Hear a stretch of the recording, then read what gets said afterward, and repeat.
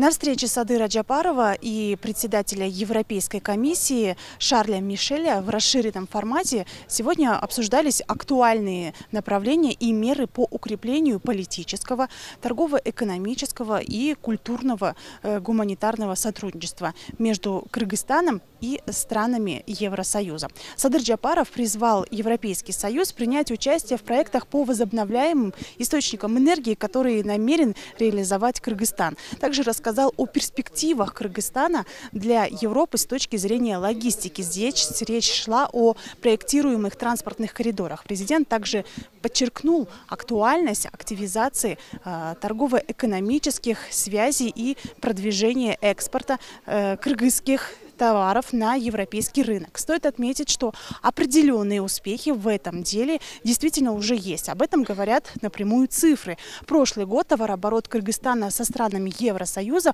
увеличился на 76% и составил $603 миллиона. В том числе экспорт вырос на 60,5%, суммарно составил почти $76 миллионов, а импорт вырос на 78%. Теперь Кыргызстан намерен работать не только над увеличением товарооборота, но также над выравниванием торгового баланса. В свою очередь Шарль Мишель отметил, что Европейский Союз рассматривает сотрудничество с Центральной Азией, в частности с Кыргызстаном, как одно из важнейших направлений в их повестке. Евросоюз готов улучшить и активизировать партнерство с Кыргызстаном, направленное на укрепление экономических связей, гуманитарных связей. Кыргызстан может полностью рассчитывать на поддержку Европейского Союза в реализации проектов возобновляемых источников энергии. Это тоже прозвучало сегодня на встрече. К тому же Евросоюз готов оказать поддержку нашей стране в урегулировании ситуации с Таджикистаном. В завершении встречи председатель Европейского совета пригласил президента Садыра Джапарова посетить Брюссель с визитом. Он отметил, что визит может укрепить связь между Кыргызстаном и Европейским Союзом. Климаттын өзгөрүшүнүн терс кесепеттери дүйнөнүн бардык өлкөлөрүндө, анын ичинде 1000 жылдык мөңгүлөргө ээ болгон Кыргызстанга да таасир этти. Ошондуктан экология жана жашыл экономика маселелери Кыргыз Республикасынын мамлекеттик саясатынын негизги артыкчылыктарынын бири болуп саналат. Биздин демилгебиз менен Бириккен Улуттар Уюму 2022 жылы тоону туруктуу өнүктүрүү резолюциясын кабыл алды жана 2023-2027 жылдардын тоолуу аймактарды өнүктүрүү боюнча 5 жылдык аракеттерин жарыялады. Бул резолюция тоолуу өлкөлөрдүн, анын ичинде Кыргыз Республикасынын экономикасына гранттык жардамдарды жана инвестиция тартууга кеңири мүмкүнчүлүктөрдү ачты.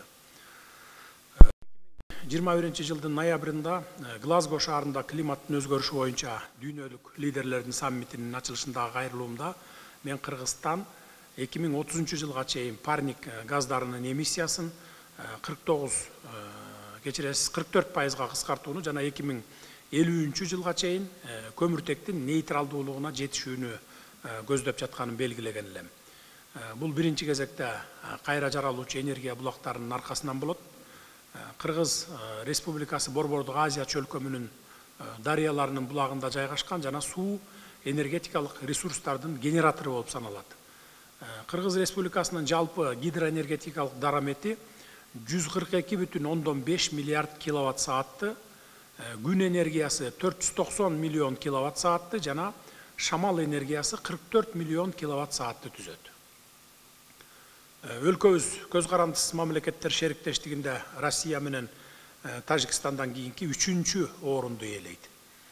Учурда жалпы потенциалдын өздөштүрүүсү 13% гана түзөт. Биз Европа Бирлигинин глобал Gateway жаңы стратегиясынын алкагында кызматташууга кызыктарбыз. Кыргыз тарап инвестициялык долбоорлорду, анын ичинде Кыргыз Республикасындагы ири кестер жана энергиянын кайра жаралуучу булактарынын башка чөйрөлөрү боюнча кароого, сунуштоого даяр. Ошентип өлкө үчүн маанилүү энергетикалык долбоорлордун бири болуп Камбар Ата 1 ГЭСинин курулушу саналат. Долбоор Кыргыз Республикасы үчүн гана эмес, Борбордук Азия аймагы үчүн да өзгөчө мааниге ээ. Бул энергетикалык коопсуздукту чыңдоого, электр энергиясы жана кубаттуулуктарды сатуу рыногун өнүктүрүүгө, энергетика жана суу ресурстарын башкаруу маселелерин интеграциялоо аркылуу кызматташтыкты чыңдоого, Борбор Азиянын энергетикалык тутумунун мүмкүнчүлүктөрүн максималдуу пайдаланууга жагымдуу таасирин тийгизет.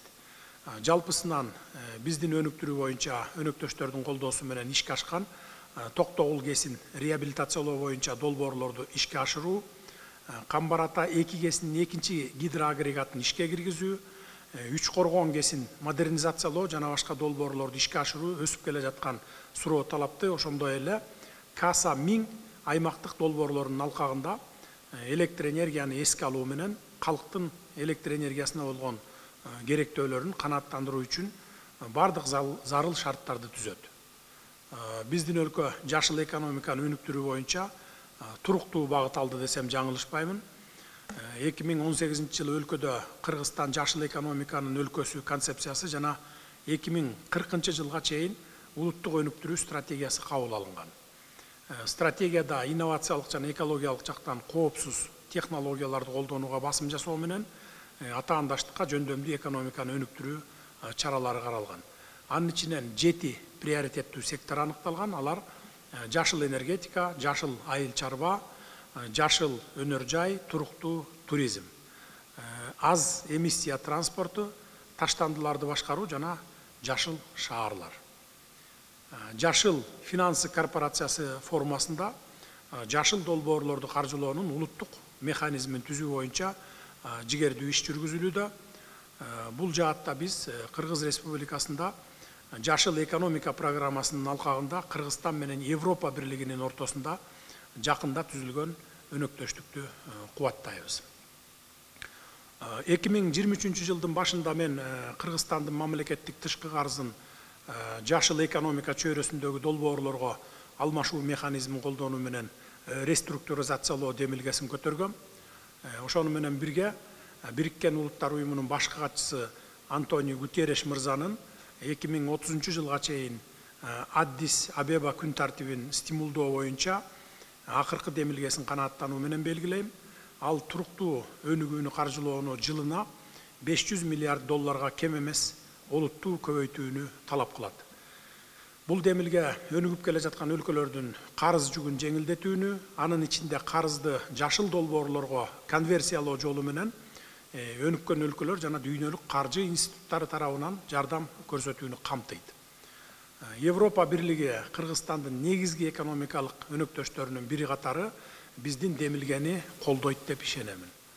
Бул контекстте мен Европа тарабынын сунуштарын талкуулоого даяр экенимди белгилейм жана сиздин колдооңузга ишенем. Урматтуу Мишель мырза, сөз кезегин сизге берейин. Les intérêts communs. Et nous avons eu l'occasion d'en parler hier et tout à l'heure également. Nous avons parfaitement compris l'importance. Мы в Европейском Союзе разделяем целый ряд ваших целей и считаем, что развитие связи должно приводить к укреплению безопасности как экономической, так и физической. Мы сейчас можем открыть новую главу партнерства. Мы могли бы расширить сотрудничество по правам человека и трудовым возможностям. У вас очень большой потенциал в сфере энергетики. Мы готовы поддерживать вас в крупных проектах в этой сфере. У нас было немало встреч для определения новых ориентиров нашего сотрудничества. Хотел бы пригласить вас в Брюссель. Уверен, что этот визит поможет укрепить связь между Кыргызстаном и Европейским Союзом.